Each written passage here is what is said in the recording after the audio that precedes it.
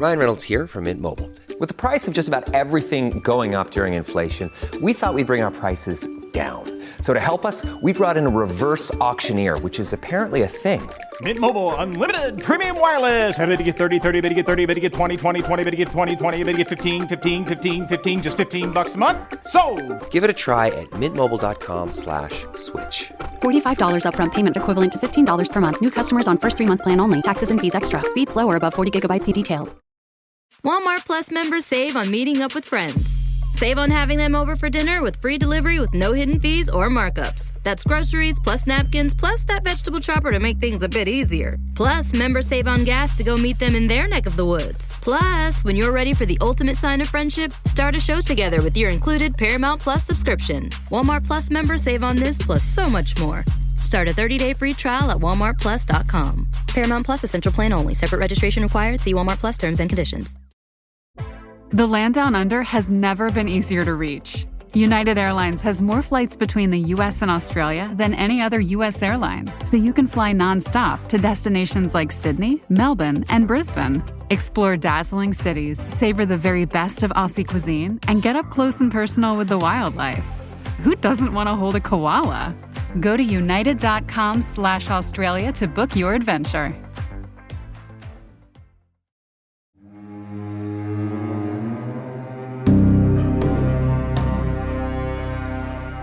At Amicalola Falls State Park in Dawsonville, Georgia, you'll find a beautiful stone archway that frames a picturesque trailhead leading off into the rugged southern countryside.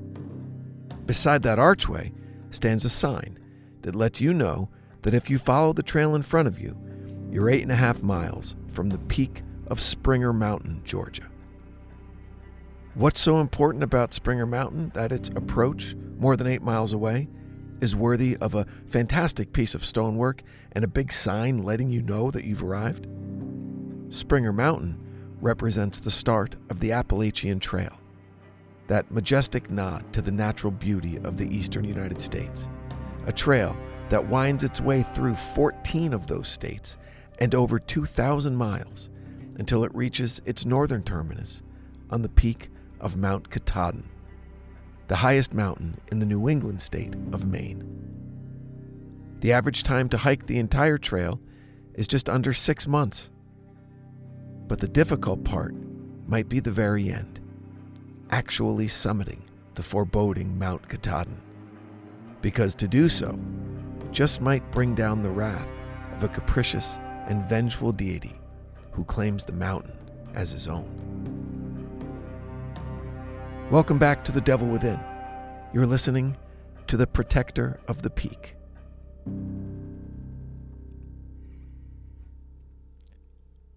On the 31st of August, 1846, I left Concord in Massachusetts for Bangor in the backwoods of Maine, by way of the railroad and steamboat, intending to accompany a relative of mine engaged in the lumber trade in Bangor, as far as a dam on the west branch of the Penobscot, in which property he was interested. From this place, which is about 100 miles by the river above Bangor, 30 miles from the Holton Military Road, and 5 miles beyond the last log hut, I proposed to make excursions to Mount Katahdin, the second highest mountain in New England, about 30 miles distant, and to some of the lakes of the Penobscot, either alone or with such company as I might pick up there. It is unusual to find a camp so far in the woods at that season, when lumbering operations have ceased, and I was glad to avail myself of the circumstance of a gang of men being employed there at that time in repairing the injuries caused by the great freshet in the spring. The mountain may be approached more easily and directly on horseback and on foot from the northeast side, by the Aroostook Road and the Wassataquet River. But in that case, you see much less of the wilderness, none of the glorious river and lake scenery, and have no experience of the bateau and the boatman's life. I was fortunate also in the season of the year, for in the summer, myriads of black flies, mosquitoes, and midges, or as the Indians call them, no-see-ums, make traveling in the woods almost impossible. But now, their reign was nearly over. Katahdin, whose name is an Indian word signifying highest land, was first ascended by white men in 1804. It was visited by Professor J.W. Bailey of West Point in 1836, by Dr. Charles T. Jackson, the state geologist, in 1837, and by two young men from Boston in 1845. All these have given accounts of their expeditions. Since I was there, 2 or 3 other parties have made the excursion and told their stories. Besides these, very few, even among backwoodsmen and hunters, have ever climbed it, and it will be a long time before the tide of fashionable travel sets that way. The mountainous region of the state of Maine stretches from near the White Mountains, northeasterly 160 miles, to the head of the Aroostook River, and is about 60 miles wide. The wild or unsettled portion is far more extensive, so that some hours only of travel in this direction will carry the curious to the verge of a primitive forest, most interesting perhaps on all accounts, than they would reach by going 1,000 miles westward.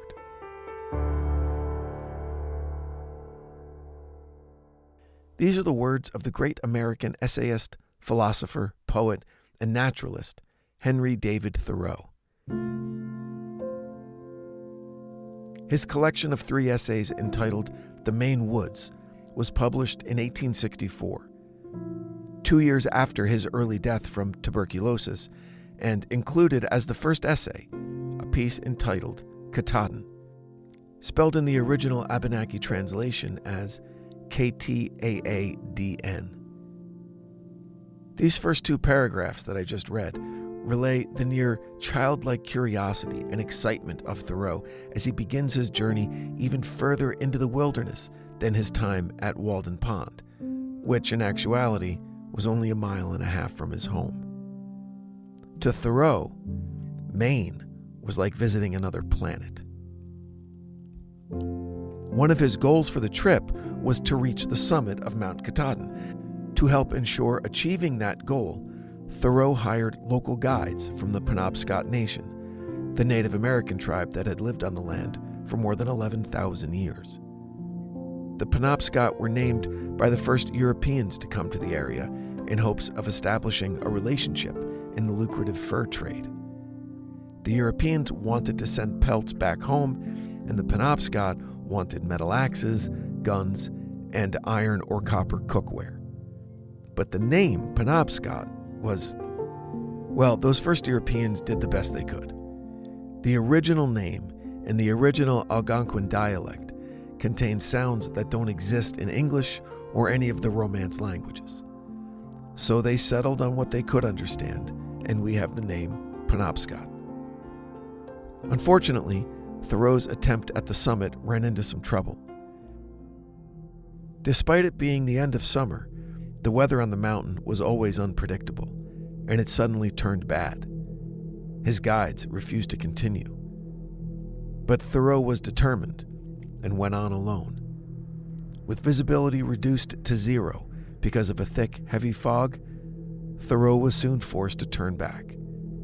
Later, in his essay, he would include a curious sentence, one line that seemed to explain his failure.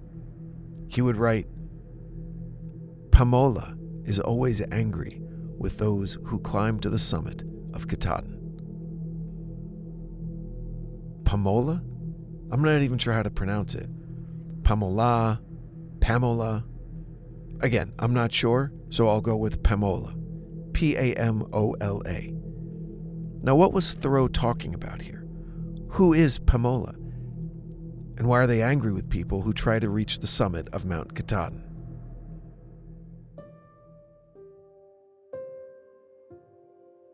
During the first recorded ascent of Mount Katahdin in 1804, the Penobscot Indian guides told the Europeans trying to reach the summit that Pamola was the god that protected the mountain. And due to the favorable weather conditions, Pomola seemed to be not too upset by this particular excursion and allowed the men to actually reach the top. But they were the lucky ones. Pomola is reported to have the body of a man, the head of a moose, and the talons and wings of an eagle.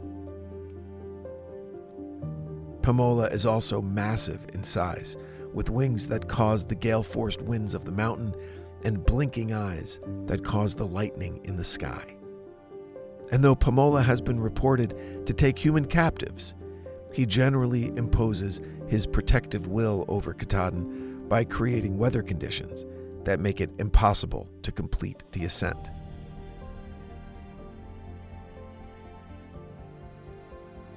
But there's also a nicer side to Pomola, who in the Native American pantheon of gods is in the Thunderbird class. One of the earliest stories of Pomola involve a young Penobscot Indian far from home on a hunting expedition during the early fall. An unexpected and severe snowstorm overtook him, and 3 days later, there were several feet of snow on the ground, and the hunter was in big trouble, running out of food, no snowshoes. What was he going to do? Completely out of options, he decided to take a risk and offer a sacrifice to the great protector of the mountain, Pomola. It is well known that Native Americans are expert in building campfires large enough only to suit their temporary purpose and give off no smoke in order to keep their location a secret from enemies or large animals that might attack them. But in this case, an offering was in order. The only remaining provisions the hunter had with him was a small amount of fat and cooking oil. Both can be consumed by him for their caloric benefit. But really, what would that get him? It wasn't enough to get him out of the jam he was in. So, he built a big fire and burned a portion of the fat and oil as a sacrifice to Pomola. He then beseeched the thunder god to save him, yelling his name over and over, until he heard a rumbling from above. But to his dismay, Pomola only came halfway down the mountain.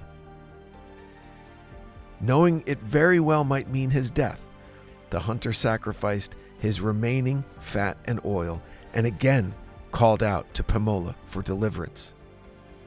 And it worked. In a flash of lightning and terrible swirling winds, the great Pomola suddenly appeared beside him.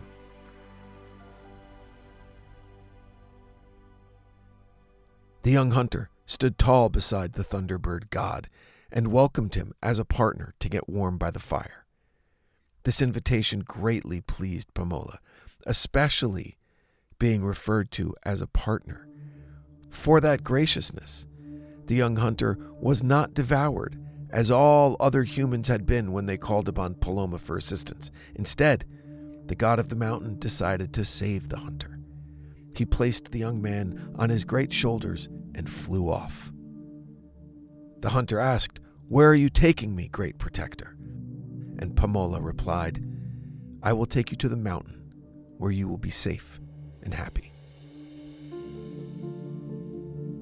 In an instant, the hunter found himself inside Mount Katahdin. It seemed to be a large and comfortable wigwam with an abundance of food, pipes filled with fine tobacco, and every other comfort he could imagine. The great Pomola even lived with a wife and children. In short order, the hunter was gifted with one of Pomola's daughters to be his wife, under the condition that the hunter remain within the mountain for 1 year. After 1 year was up, the hunter would be returned to his home along the Penobscot River, so long as he promised to never marry again. The hunter agreed and settled into the most enjoyable year of his life.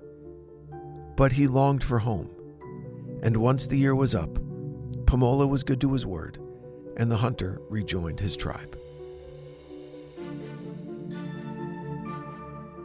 The stories of a kind and welcoming Pomola greatly interested the other members of his tribe when he returned, and the hunter was treated as an elevated member of the community, to the point where the elders insisted that he take a wife.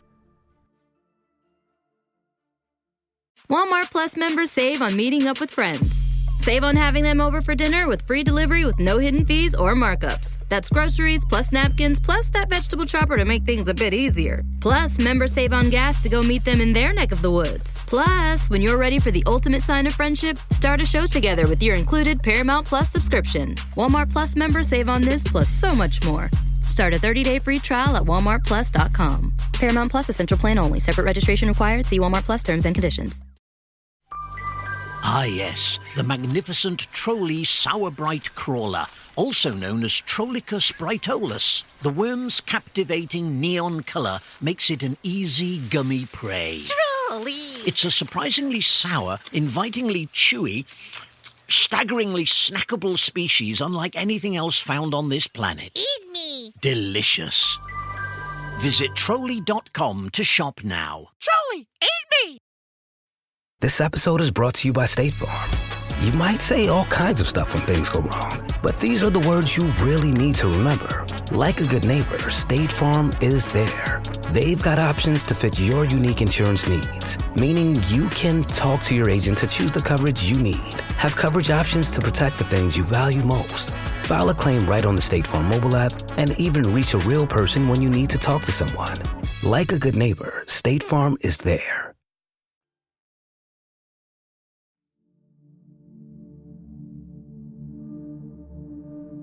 No, the hunter told the elders. Pamola forbid me from ever marrying again as a condition of my return to my people.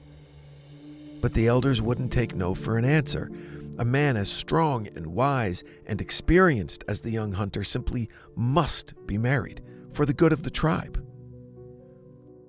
Eventually, under tremendous pressure, the hunter relented and agreed to be married.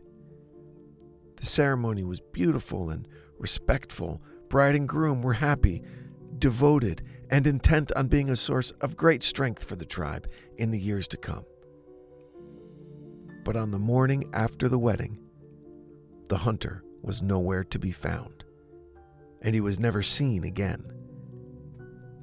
The elders were beside themselves with grief for not respecting the threat from Pamola, and knew that the hunter was either devoured whole or would be forced to reside within Mount Katahdin forever.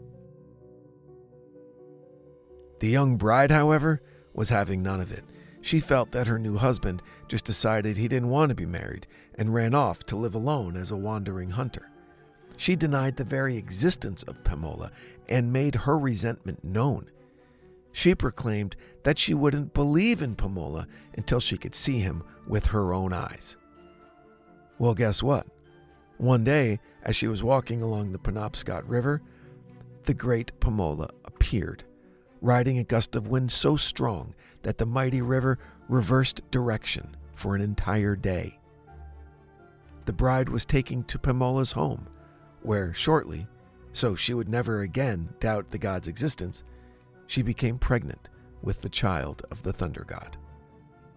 Like her husband before her, she was permitted to stay within the mountain for a year, and then Pamola would allow her to return to her people, and, true to form, Pamola also forbid her from ever marrying again. But he also warned her about the child she would soon bear. It would be a male child, born with a specific power. The boy would be able to kill any person or animal simply by pointing at them with the index finger of his right hand. Now, as you might imagine, this is an incredibly useful talent for a society that relies on hunting. All this kid had to do was, say, point at a deer, and boom, it's over. And the mom, she could basically use the kid as a gun. When he was still a baby, his mom would carry him into the woods and use his finger to point at animals. Even when the kid was sleeping, his right index finger was a death sentence. But I'm sure you see where this is going. When the kid was 6 or 7 years old, He was playing outside the wigwam when he saw his neighbor approaching with a fresh catch of fish. He called to his mother, "Hey, here comes the guy from next door." The mom absent-mindedly asks, "Where?" "Right there," the kid says, as he points in the direction of the innocent visitor. Boom. Dead on the spot. Yeah, this could be a problem. So the elders get together and decide that what this young mom needs is a husband to help her handle the insane power of death that her son controls. "Whoa, whoa, whoa," she says. "Didn't you guys learn from last time? This Pomola guy means it when he says don't ever get married again." Well, elders think about it a little and they say, well, maybe he won't notice. I mean, after all, he created this problem by giving his kid the death finger, so maybe he'll back off of that no marriage threat. And yeah, eventually the young mom relented and agreed to get married.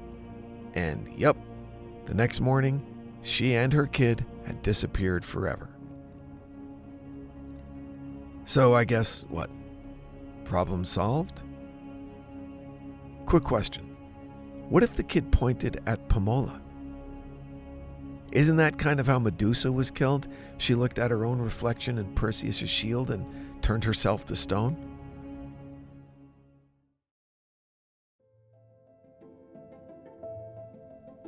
Either way, the legend of Pomola lives on, with every blizzard, every thunderstorm, every time a climbing party is turned away before reaching the summit of Katahdin, and I know a few of them personally.